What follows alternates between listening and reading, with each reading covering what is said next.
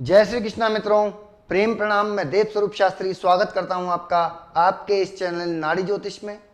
इस नाड़ी ज्योतिष में चर्चा की जाती है ज्योतिष की, वास्तु की और न्यूमरोलॉजी की।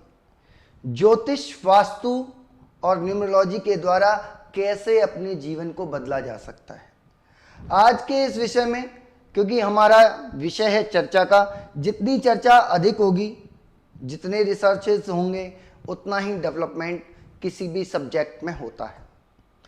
ज्योतिष की चर्चा में आज हम योगी आदित्यनाथ जी की कुंडली को लेकर के आए हैं।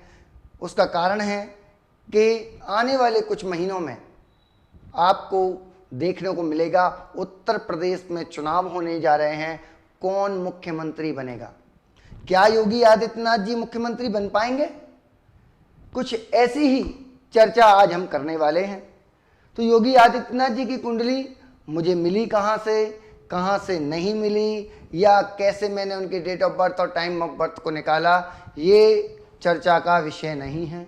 चर्चा का विषय है कि जो मेरे पास जिन सोर्सेज से ये कुंडली आई है, उन सोर्सेज के द्वारा ये वास्तविकता में अगर ये कुंडली उनके जन्म समय के और उनके स्वभाव से, उनके व्यवहार से मैच करती है, तो वास्तविक ये कुंडली उनकी है। और ज्योतिष की एक विशेषता है कि यदि कुंडली सही होती है तो भविष्य फल भी सही होता है।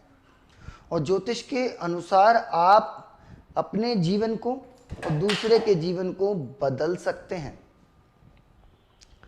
ज्योतिष आपको मार्ग प्रशस्त करती है। तो आज पॉइंट पर आ जाते हैं, अपने विषय पर लौट आते हैं कि किस प्रकार से योगी आदित्यनाथ जी अभी दोबारा मुख्यमंत्री बनेंगे या नहीं बनेंगे, इसकी चर्चा करते हैं। पहले हम बात करते हैं कि योगी आदित्यनाथ जी की कुंडली उनके व्यवहार से ये कुंडली मैच करती है या नहीं।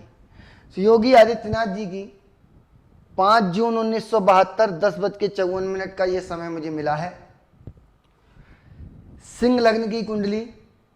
सिंह जिस प्रकार से सिर उठा करके चलता है, तो ऐसी ही चाल ऐसे व्यक्ति की हो जाती है। तो हम देखें तो योगी जी की चाल और योगी जी की बातें कुछ उसी प्रकार की होती हैं जैसा कि उनकी लग्न कहती है। सिंह लग्न की यह कुंडली है। लग्न का स्वामी 10वें स्थान पर, कुंडली के 10वें स्थान पर विराजमान है, जो कि सूर्य है, शनि के साथ है। और 10वें स्थान पद का, प्रतिष्ठा का, सरकार का होता है। और जब सूर्य 10वें स्थान पर आ जाता है, सूर्य 10वें स्थान पर तब पहुंचता है जब पूर्ण अपने चरम पर होता है सूर्य, यानी कि सूर्य जब सबसे ऊंचाइयों पर होता है तब 10वें स्थान को सबसे ज़्यादा ऊंचा स्थान माना गया है। कुंडली के 10वें स्थान को ऊंचा स्थान माना गया है। तो लग्न का स्वामी ही ऊंचे स्थान पर बैठा हुआ है। और वास्तविकता देखें तो योगी जी की मुख्यमंत्री बने हों अथवा न बने हों, लेकिन वह जब 20 वर्ष के थे तभी उनको गोरक्षनाथ की पीठाधीश्वर बना दिया गया था।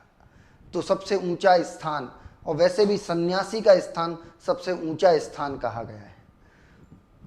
रही बात, क्योंकि 10वां स्थान सरकार का स्थान है और लग्न का स्वामी यहाँ पर बैठा हुआ है, इसलिए ये सरकार में भी बैठने योग्य हो गए। द्वितीय स्थान की बात करें, ये धन, कुटुंब और वाणी का होता है। इस स्थान का स्वामी भी 10वें स्थान पर, ये सूर्य और बुध मिलकर के बुधादित्य योग कुंडली में बना रहे हैं। तुला लग्न, तुला राशि इनके 3rd हाउस में, और इसका स्वामी शुक्र 11वें स्थान पर बैठा हुआ है, जो कि कॉन्फिडेंस का होता है। कॉन्फिडेंस के हाउस का लॉर्ड जब 11th हाउस में बैठा है तो कॉन्फिडेंस भी भरपूर ऐसे व्यक्ति में रहता है। चतुर्थ स्थान होता है संसद का, विधानसभा का। चतुर्थ स्थान का स्वामी भी लाभ भाव में बैठा हुआ है, तो ये भी इनको संसद और विधानसभा से लाभ देता है।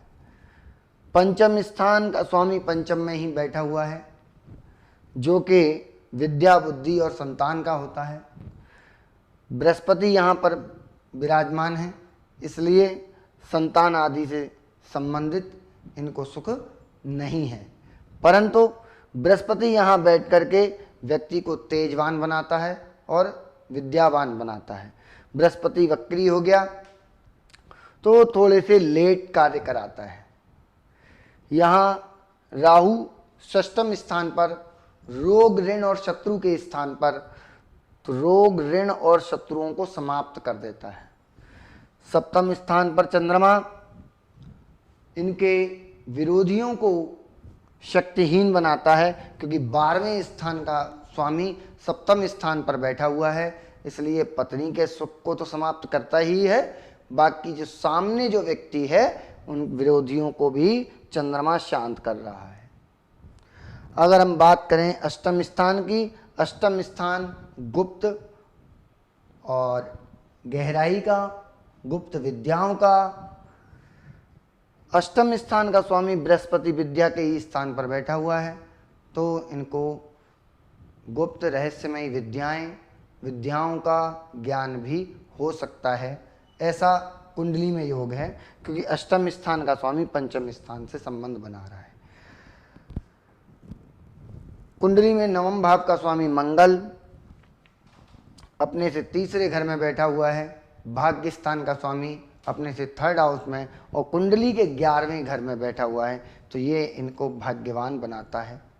ऐसा व्यक्ति अपने लिए नहीं जीता बल्कि दूसरों के लिए जीता है। अभी हम बात करने जा रहे हैं योगी जी क्या इस बार मुख्यमंत्री बनेंगे अथवा नहीं। तो अभी हम दशा देखें तो केतु की दशा है, महादशा केतु की चल रही है और अंतरदशा राहु की है। केतु में राहु क्या करेगा, राहु शत्रुओं के स्थान पर बैठा हुआ है और 8 नवंबर 2021 तक राहु की दशा चलेगी। राहु कुंडली में रोग ऋण शत्रु के स्थान पर होने के कारण शत्रुओं का नाश करेगा, शत्रुओं पर हावी हो रहेगा। तो 8 नवंबर 2021 तक लगभग पूरी रणनीति तैयार हो चुकी होगी योगी जी की चुनावों की। उसके बाद की जो दशा है केतु में बृहस्पति की दशा है, जो योगी जी के लिए लाभकारी रहेगी, क्योंकि बृहस्पति की मूल त्रिकोण राशि धनु है, धनु राशि में ही बृहस्पति विराजमान है और बृहस्पति पंचम स्थान का स्वामी होने के कारण रोग ऋण शत्रुओं का नाश करने वाला हो जाता है, क्योंकि शत्रुओं से 12वें स्थान का स्वामी हो जाता है। तो केतु और बृहस्पति की जो दशा होगी उसमें इनके मुख्यमंत्री बनने के चांसेस बढ़ जाते हैं, किसी भी प्रतियोगिता में लाभ पाने के चांसेस बढ़ जाते हैं, क्योंकि ये कंपटीशन का हाउस, कंपटीशन में विजयी बनाने का हाउस भी है। पंचम स्थान कंपटीशन में विजयी बनाने का भी स्थान है, लेकिन क्योंकि केतु 12वें स्थान पर बैठा हुआ है तो कुछ हानि भी होगी।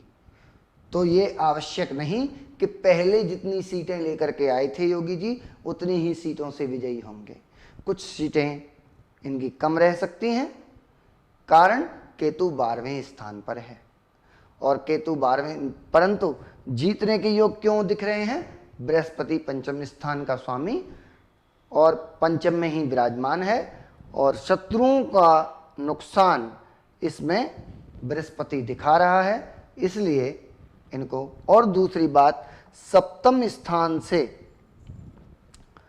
11वां स्थान होता है पंचम स्थान, तो जो जनता को लाभ और जनता से लाभ इनको योगी जी को दिखता है।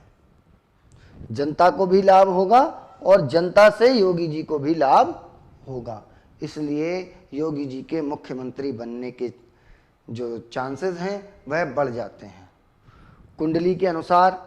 और गोचर में अगर हम बात करें तो बृहस्पति यहाँ पर इस समय विराजमान है, गोचर में गुरु मकर राशि में विराजमान है, थोड़े दिन बाद ये कुंभ राशि में आएंगे। तो जब बृहस्पति यहाँ है और बृहस्पति और राहु, गोचर का बृहस्पति यहाँ और राहु कुंडली में बैठा हुआ है, तो बृहस्पति और राहु भी विरोधियों का नाश करते हैं, विरोधियों को शांत करते हैं, विरोधियों का नुकसान करते हैं। तो गोचर के अनुसार और योगी जी की कुंडली की दशाओं के अनुसार योगी जी के मुख्यमंत्री बनने के चांसेस बढ़ जाते हैं।